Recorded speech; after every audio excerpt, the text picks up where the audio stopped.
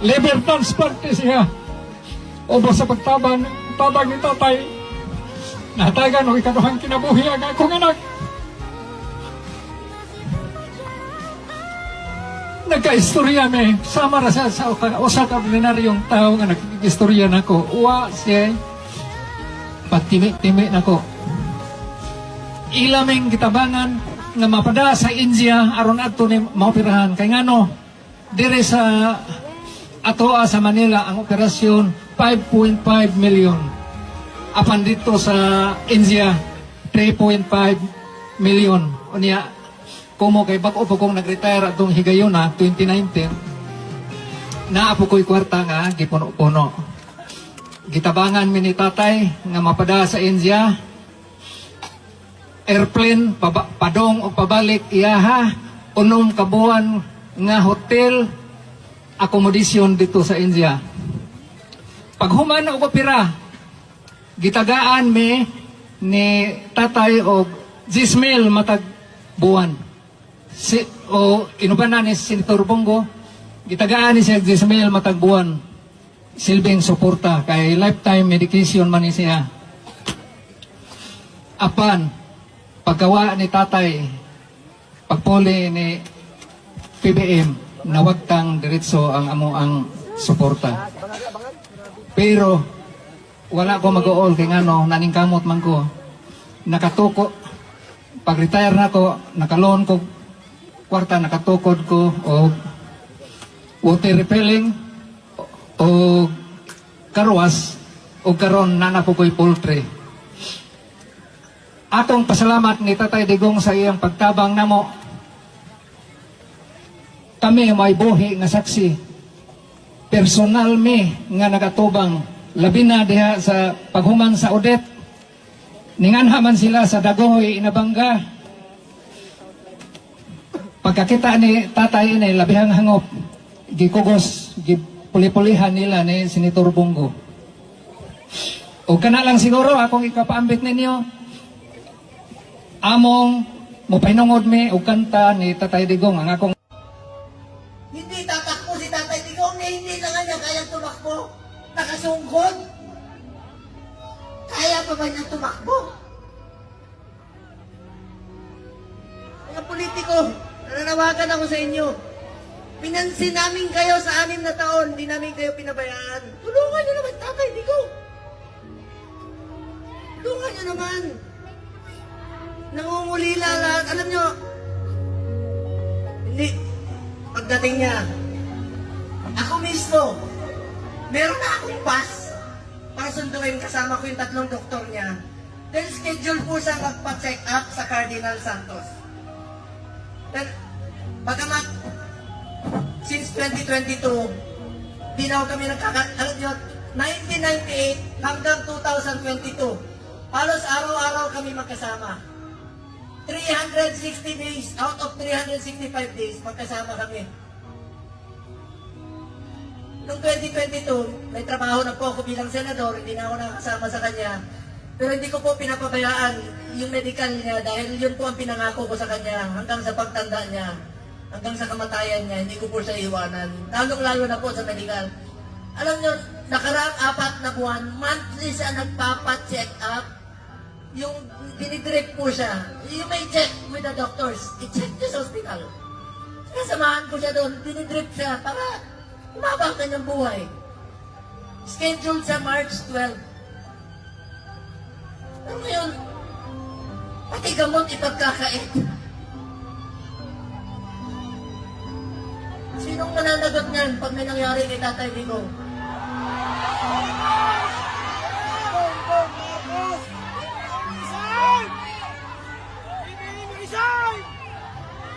February, umpisa ng December, siya sa Cardinal, sinamahan ko siya. Sinama si Ma'am Hanelet. Enero, bumalik ulit kami. Pebrero, bumalik ulit kami. March 12 po siya schedule ulit. Para sa pagpapagamot niya. Pero pinagkait nila. Pati gamot. Ayaw ibigay sa kanya. Alam niyo, wala siyang sinelas. Pati sinelas. Pati sinelas niya, wala. Nakapaa. Huli namin pag-uusap, nasa aeroplano siya. Sabi ni Bingo, Atty. Major Tea, nakapaa siya. Buti na lang, may nagsuot ng kanyang suot kahapon. Hindi niya kaya, ang lamig doon. Alam niyo, salamat sa piloto niya, isang co-pilot doon. Binigay na yung kalo niya kay Tatay Digong dahil alam nila malamig. Binaba siya sa stretcher, mag-isa siya. Hindi alam ni Atty. Major Tea saan siya dinala. Alam ko nauulila kayo, nakausap ko si Kitty kahapon. Alam niyo, bilib ako kay Kitty. Sa murang edad na 20, dapat hindi siya kasama sa politika. Dapat nag-aaral siya ngayon. Pero sinama siya sa dumi ng politika. Tinawagan ko siya kahapon. Sabi niya, ninong niya ako eh. Sabi niya, Ninong Bong. Hindi ko mapigilan umiyak. First time ko umiyak talaga. Na kausap siya. Sabi niya sa akin, Ninong, ikaw na muna ang tatay ko. Wala na akong tatay. Sa murang edad na. Pero matapang si Kitty ha. Sobrang tapang ni Kitty. Sabi niya, Ninong, be strong, be straightforward. Ito yung panahon na magkaisa ang Pilipino. Magkaisa tayo para kay Tatay Digong. Nakikiusap po ako, maghinaon po tayo. Huwag po tayo gumawa ng bagay na ibabalik sa atin. Mga Pilipino, magkaisa po tayo para kay Tatay Digong. Importante muna ang kalusugan, kaligtasan, at kalayaan ni Tatay Digong. Alam ko mga politiko, nakikinig kayo. Konsensya naman kayo. 6 na taon kayong minahal ni Tatay Digong. Pinansin kayo, minahal kayo, pinaglingkuran kayo. Sana naman, huwag nyo na mangayaan. Sabi ko nga, makakatulog pa ba kayo sa gabi? Makikita nyo si Tatay Digong ngayon doon. Isipin nyo, September. 6 na buwan. 6 na buwan. Kakayanin kaya ni Tatay Digong yun? 6 na buwan. Ang pag-aantay niya. Eh kung tayo nga, maalala ko nung presidente siya, marami kaming pinauwi na OFWs. Sa totoo lang, kami, ako mismo, sa Bahrain, pero isa dyan, nasintensyahan po ng death sentence. Ginawa namin ni Tatay Digong ng paraan, sumulat sa King, sa Saudi.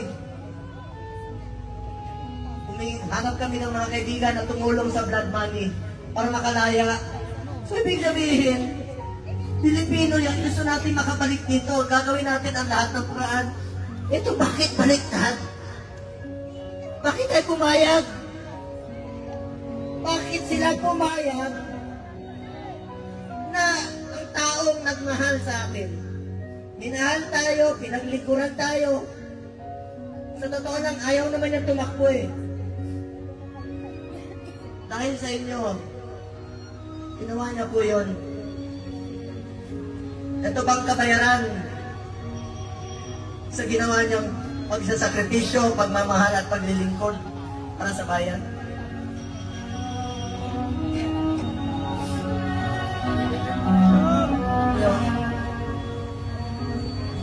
Mga kababayan ko, tulungan tayo na ay maging si Tatay Digong. Alam ko nangungulila kayo. Alam ko maraming Pilipino halos hindi makatulog. Hindi tayo makatulog. Ano na, marami ako narinig. Yung iba, kahit hindi natin kasama sa politika, marami nagte-text sa akin, hindi nila matanggap na bakit hinayaan payagan na magkaganon. Ikiusap po ako, alam ko nakikinig naman po kayo. Kung kaya niyong dalahin si Tatay Digong, ng ganon kabilis. Sana, ibalik niyo po dito sa atin. Nangungulila po ang Pilipino.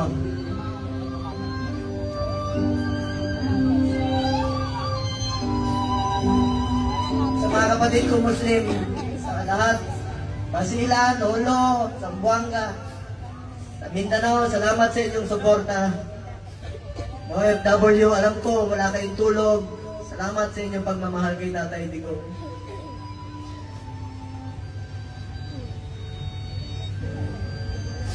Mga taga-Visayas, alam ko mahal na mahal yung mga Bisaya. Salamat. Kahit dito sa Luzon, alam ko nangungulila tayo. Dasal po tayo. Please lang, yan lang po ang pakiusap ko sa inyo. Pag sana huwag siya pabayaan ng Panginoon. Ako po natatakot. Natatakot sa kanyang kalagayan. Sanay po siya na inaabot sa kanya lahat. Damit, pagkain, itong medisina po.